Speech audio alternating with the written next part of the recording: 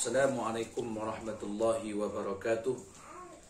Alhamdulillahi rabbil alamin. Wassalatu wassalamu ala rasulillahil anbiya'i wal mursalin. Asyhadu an la ilaha illallah wa asyhadu anna Muhammadan abduhu wa rasuluh. Sallallahu alaihi wasallam, la nabiyya wa la rasula ba'da. Allahumma salli wa sallim ala sayyidina wa nabiyyina wa maulana Muhammad sallallahu alaihi wasallam. Segala puji dan syukur alhamdulillah, kembali kita dipertemukan oleh Allah Subhanahu wa taala pada kesempatan yang berbahagia ini dalam pembahasan tujuan pendidikan, ya. Tujuan pendidikan di dalam agama Islam ini. Baik, selawat dan salam kita sampaikan kepada Nabi junjungan alam, yakni Nabi besar Muhammad sallallahu alaihi wasallam. Sebelum kita masuk ke materi dan pembahasan ini, silahkan nanti didengarkan, disimak dan difahami, dan bagikan juga mohon ke yang lain agar menjadi amal jariah, ya, share sebanyak-banyaknya. Dan bagi yang belum menghidupkan tombol lonceng atau subscribe, ya, silahkan nanti di subscribe agar mendapatkan informasi-informasi terbaru. Baik, di pertemuan kita kali ini kita akan membahas tentang tujuan pendidikan menurut agama Islam. Ya, jadi secara umum tujuan pendidikan itu adalah yang pertama, membentuk insan yang bertakwa kepada Allah Subhanahu wa taala. Yang kedua, tujuan daripada pendidikan itu adalah membentuk insan yang beriman. Yang ketiga, membentuk insan yang berakhlak mulia. Baik. Yang pertama, tujuan daripada pendidikan di dalam Islam atau dalam hadis, yang pertama adalah membentuk insan-insan atau manusia yang bertakwa kepada Allah Subhanahu wa taala. Ya, takwa itu dengan artian secara etimologi, secara bahasa artinya takut. Ya. Jadi orang yang bertakwa kepada Allah artinya orang yang takut kepada Allah. Namun secara terminologi, secara istilah, takwa itu adalah adanya rasa ketakutan yang luar biasa dalam hati kita ini, seolah kita selalu dipantau oleh Allah Subhanahu wa taala, sehingga kita mudah untuk melakukan apa yang diperintahkan Allah dan meninggalkan apa yang dilarang. Nah, itulah takwa itu. Jadi takwa itu rasa takut yang dibuktikan dengan pengabdian yang sungguh-sungguh kepada Allah. Nah, itulah takwa. Jadi memang itulah tujuan dan inti sebenarnya daripada pendidikan itu, membuat kita itu takut kepada Allah Subhanahu wa taala. Maka dalam Al-Quran, misalkan dalam surat Al-Maidah ayat 35, ya ayyuhallazina amanu taqullaha wabtaghu ilaihil wasilah wajahidu fi sabilihi, akan banyak ayatnya.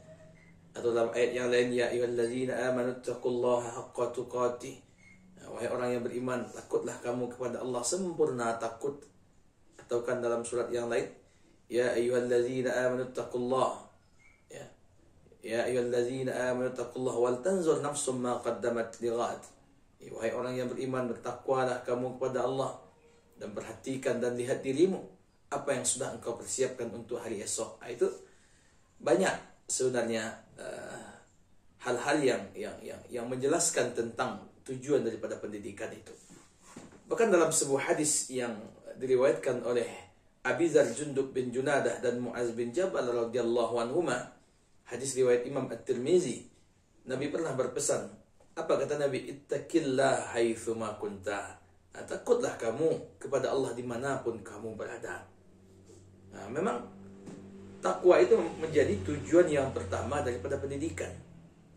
Nah, sesuai dengan slogan kita yang menciptakan manusia yang imtak dan imtek. Ilmu yang beriman, yang takut kepada Allah, ya, dan ilmu pengetahuan yang beriman, dan ahli juga di bidang teknologi. Nah, itu. Jadi tujuan pertama kita hidup ini adalah takwa. Nah, Maka Imam Nawawi mengatakan pesan Nabi ittaqillah haitsuma kunta itu adalah ittaqihi fi jalwah kama tattaqihi fi khalwah. Dianjurkan kita oleh Nabi, ya, kata Imam Nawawi, takut kepada Allah itu dalam keadaan sendiri seperti kita takut kepada Allah dalam keadaan ramai-ramai. Artinya walaupun kita sendiri tak dilihat, tak dipantau, tak diawasi, kita mesti takut kepada Allah. Ada zat yang maha melihat, ada zat yang maha mengawasi, dan ada zat yang selalu memandang, itulah Allah. Itu inti ketakwaan itu. Ya.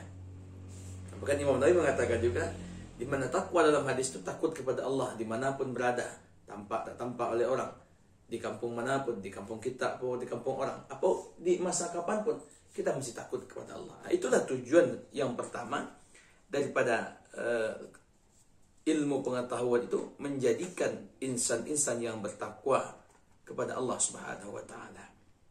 Baik.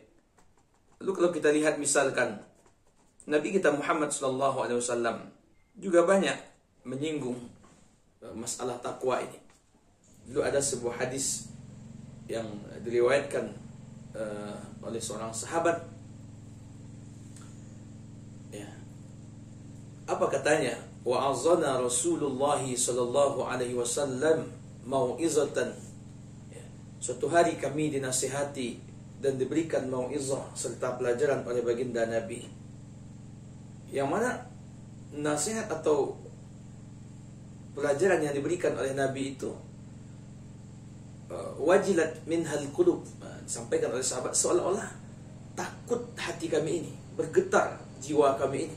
Wa zarafat minhal uyun, jatuh air mata kami. Sampai sahabat mengatakan kepada Rasul, saking sedih dan terharunya sahabat ini, faqulna ya Rasulullah ka'annaha mau'izatu muwaddi'. Ya, dalam hadis dengan derajat hasan, seolah-olah apa yang kau sampaikan ini seolah adalah hadis atau pesan yang terakhir ya Nabi. Seolah kami tak melihat, tak memandang wajahmu esok dan lagi. Jadi sahabat ini merasa ini pesan Nabi yang terakhir ini. Seolah-olah tak akan bertemu Nabi lagi. Tapi Nabi tetap berwasiat, fa'ausina. Nabi lanjut saja wasiat kepada kami. Apa kata Nabi? Usikum bittaqwallah. Aku wasiatkan kepada engkau, aku ajarkan kepada kalian untuk selalu bertakwa kepada Allah. Oleh karena itu, maka pupuklah ketakwaan kita melalui ilmu pengetahuan. Ya. Boleh bertambah ilmu kita, bertambah pula takut kita kepada Allah. Jangan ilmu bertambah, takut semakin tidak ada. Ya. Bab batas seperti perkataan ahli-ahli bahasa, maka jadilah kamu seperti ilmu padi. Semakin berisi, ya, semakin tunduk. Semakin berisi, semakin tunduk. Semakin berilmu, semakin takut. Semakin berilmu, semakin takut. Jangan malah semakin berilmu, semakin congkak dan sombong. Ya. Ya. Oleh karena itu, ya, Allah pun juga mengatakan orang yang mulia itu adalah orang yang bertakwa. Nah, inilah yang Allah sampaikan di dalam Al-Quran, Inna akramakum indallahi atqakum. Ya. Bahwasanya orang yang paling mulia di antara kita adalah orang yang paling bertakwa kepada Allah Subhanahu wa taala. Baik, itu yang pertama. Tujuan pendidikan yang kedua adalah membentuk insan-insan yang beriman, ya. Membentuk manusia-manusia yang beriman. Jadi kata iman itu terambil dari kata amana yu'minu imanan. Ya, secara bahasa etimologi artinya percaya, membenarkan. Jadi orang yang beriman itu orang yang percaya kepada Allah, orang yang percaya kepada kitab, orang yang percaya kepada Rasul, orang yang percaya kepada hari akhir, orang yang percaya kepada takdir. Itulah iman. Ya. Dalam Al-Quran disebutkan alladzina yu'minuna bil ghaibi wa yuqimuna sholata wa mimma razaqnahum yunfikun. Al-Baqarah, ya. Itu. Lalu dalam hadis pun juga banyak dijelaskan oleh Nabi Muhammad sallallahu alaihi wasallam.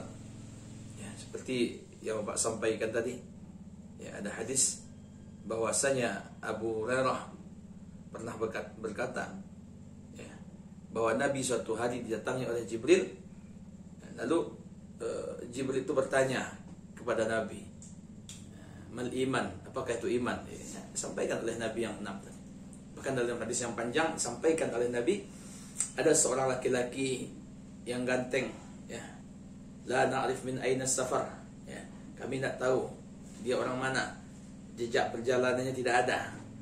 Nah, kemudian dia duduk di majlis Nabi, kemudian lututnya diletakkan di lutut Nabi, fa akhadha fahzaihi, dalam hadis yang lainnya, lalu tangannya diletakkan di atas paha Nabi.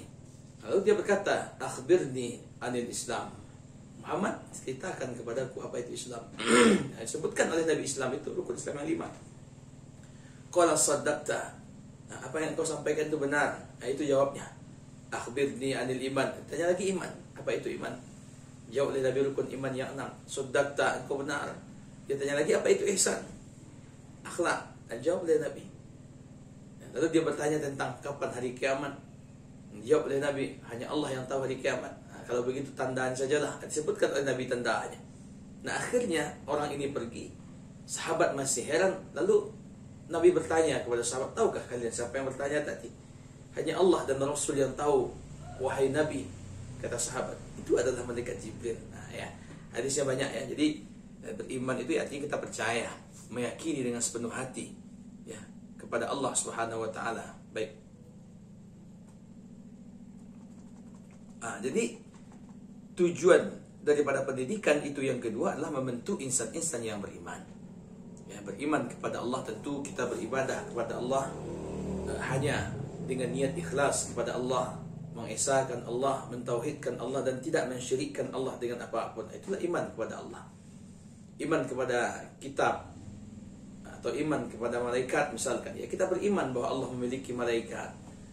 Kita beriman kepada Allah kalau Allah menurunkan kitab-kitab kepada Nabi dan Rasul sebelum Nabi Muhammad. Taurat kepada Musa, Zabur kepada Daud, Injil kepada Isa, Al-Quran kepada Nabi Muhammad. Ya, kita yakini kalau kitab itu adalah kitab langit yang Allah turunkan kepada Nabi dan Rasul. Nah, bukan berarti ya kalau kita beriman lalu kita cari kitab-kitab itu, kita pelajari dan kita imani hari ini. Oh tidak.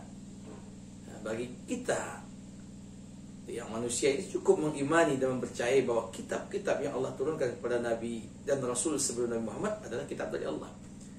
Nah, cuman bagi kita umat Islam, ya, karena kitab Al-Quran sudah diturunkan kepada Nabi terakhir, ya, inilah kitab yang wajib kita pelajari. Kita baca Al-Quran, ya, kita pelajari Al-Quran, kita dalami makna Al-Quran. Nah, itulah cara kita beriman. Dan kita yakin Al-Quran yang ditulis atau tertulis di mushaf hari ini adalah kalam Allah Subhanahu wa taala yang suci, yang Allah turunkan kepada Nabi kita Muhammad melalui perantara malaikat Jibril. Nah, itulah beriman kepada kitab. Dan begitu juga beriman kepada Rasul, kita percaya dan yakin ada banyak Rasul yang Allah turunkan. Dan ada 25 Rasul yang wajib kita imani. Ada banyak Nabi yang tak terhitung. Nah, itulah dia dari Adam sampai Nabi Muhammad. Ya, kita yakin bahwa Nabi itu adalah utusan Allah. Itu beriman kepada Rasul. Itu beriman kepada hari akhir. Nah, yakin kita nanti setelah kita mati, ya, setelah kita dibangkitkan oleh Allah Subhanahu wa taala pada hari akhirat nanti di padang mahsyar, ya, kita akan menempuh shiratal mustaqim. Dan kita akan ditempatkan nanti apakah di surga dan neraka. Nah, kita yakin dan beriman kita kepada hari itu. Ya, hari yauma la tajzi nafsun an nafsin syai'a, ya. Banyak sebenarnya ayatnya. Nah, itu percaya kita, yakin kita bahwa hari akhirat itu ada.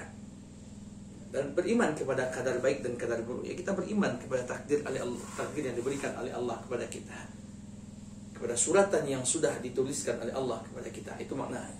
Jadi tujuan pendidikan yang kedua itu membentuk insan-insan yang beriman, yang yakin dan percaya kepada Allah Subhanahu wa taala. Dan dapat juga dikatakan makna iman itu adalah tasdiqan bil qalbi. Ya, kita yakin di dalam hati. Ya, wa qawlu bil lisani, lalu kita ucapkan dengan lidah. Wa af'alu bil arkani. Jadi kita buktikan dengan perbuatan kita. Jadi itu iman. Jadi kita yakin Allah itu ada. Ya, kita katakan, lalu perbuatan kita sesuai dengan ketentuan-ketentuan Sang Maha Kuasa. Itulah kita beriman. Ya. Itu yang kedua. Yang ketiga, apa tujuan daripada pendidikan itu?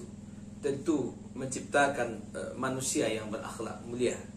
ya, akhlak mulia atau beretika dan bermoral yang baik. Ya. Karena Nabi kita Muhammad SAW diutus pertama kali oleh Allah, misinya adalah memperbaiki akhlak, membenarkan akidah, memperbaiki moral dan etika juga. Innama bu'ithtu liutammima makarimal akhlak. Ya. Jadi kalau kita lihat dalam bentuk bahasa Arab itu, akhlak itu terambil dari kata khalaqa, ya. Ya, artinya budi pekerti, sifat dan segala macamnya. Baik.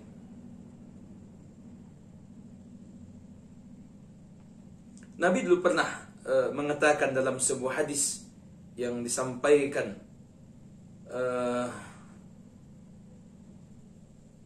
oleh Ibnu Salamah dari Masruq, dia mengatakan kami datang kepada Abdullah bin Umar ketika dia datang beserta Muawiyah kepada Kufah ya.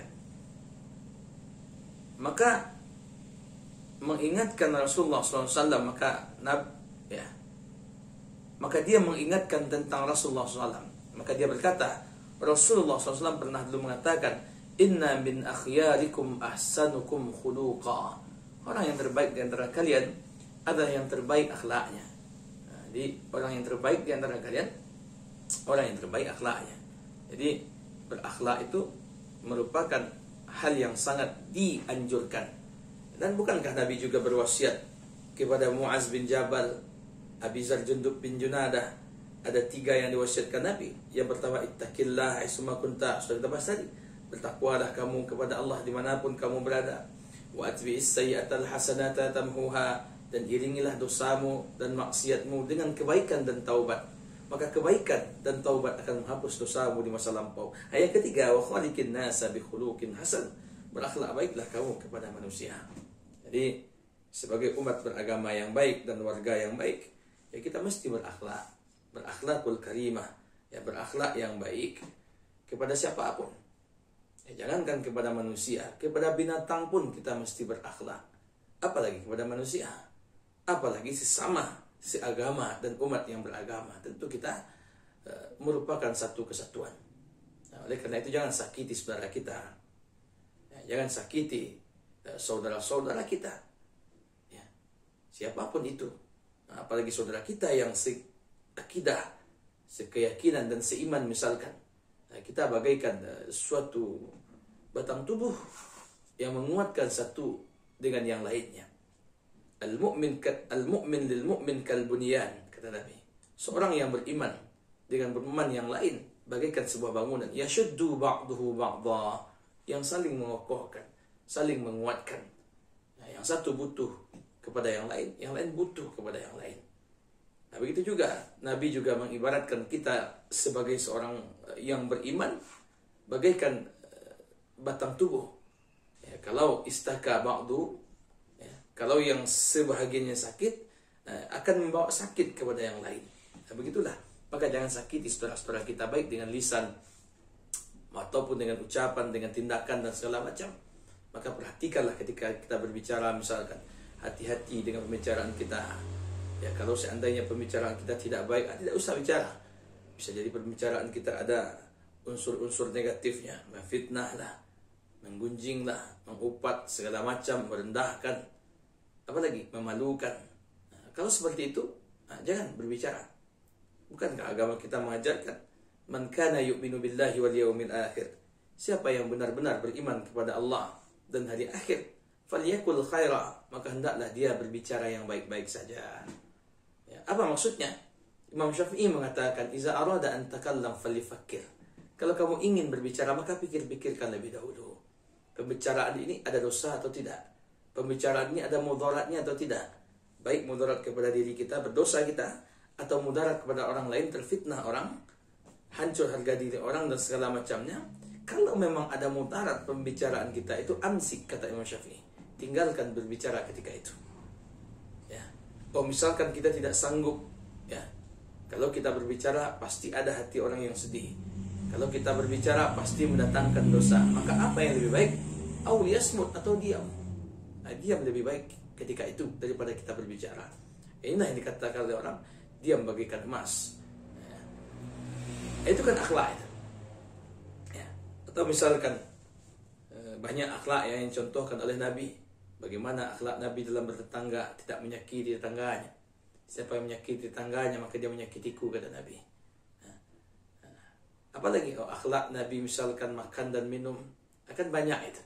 Maka tujuan daripada pendidikan itu adalah membentuk insan yang berakhlak, insan yang beretika, yang bermoral, ya. Apalagi kita sebagai orang Indonesia yang berakhlak, ya, yang terkenal dengan gotong royongnya, saling menghargai, bisa menghargai orang yang lebih besar, bisa menghargai orang yang lebih besar dari kita, menghargai orang yang sama besar dan menyayangi yang lebih kecil. Itu bagian daripada akhlak, ya. Baik, mungkin ini saja ya pertemuan kita hari ini. Insyaallah mudah-mudahan di lain kesempatan nanti kita akan uraikan dengan tema yang lain. Intinya tujuan daripada pendidikan itu 3. Yang pertama, membentuk insan yang bertakwa kepada Allah, membentuk insan yang beriman. Yang ketiga, membentuk Islam yang berakhlak. Jadi banyak hadis mengatakan, ya, orang yang terbaik atau orang yang menjadi pilihan di antara kita itu, kata Allah, adalah orang yang berakhlak. Ya, ahsanukum ahsanuhum khuluqah. Yang terbaik akhlaknya, itulah yang terbaik. Oleh karena itu, ya, terapkanlah kita menjadi orang yang berakhlak yang baik, baik bertutur kata, bersikap, dan segala macamnya. Agama sudah mengajarkan kepada kita. Ya, baik, ini saja mungkin yang dapat kita sampaikan. Ya, berbanyak maaf.